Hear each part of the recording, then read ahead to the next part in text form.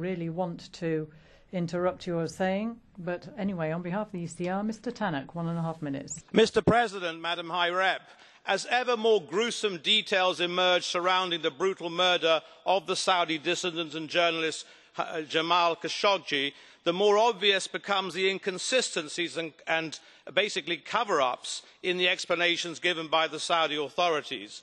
News sources are now reporting that dismembered body parts belonging to Khashoggi have been found, supporting the Turkish claims and their narrative of the events. Clearly there is more to come, and an international investigation into the case is urgently needed, as called for by France, UK and Germany.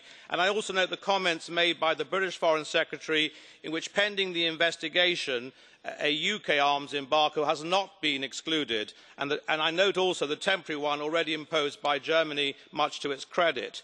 We in the West had welcomed some of the recent reforms led by Crown Prince Mohammed bin Salman in a country more often known for its internal social repression and global export of Wahhabi Salafism. However, we have also witnessed a young despot consolidating his power at home and intervening more widely and aggressively abroad, from the Saudi blockade of Qatar and the prosecution of an atrocious bombing campaign in Yemen to the support for jihadists in Syria.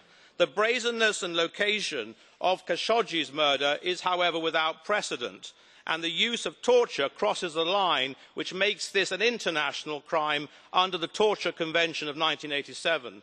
Pragmatism driven by commercial ties has been the watchword for relations between Saudi Arabia and the West for many decades. It is time now for our common EU values and fundamental human rights also to reassert themselves. Thank you very much.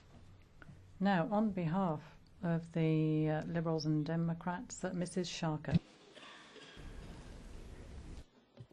Thank you, President, High Representative and colleagues.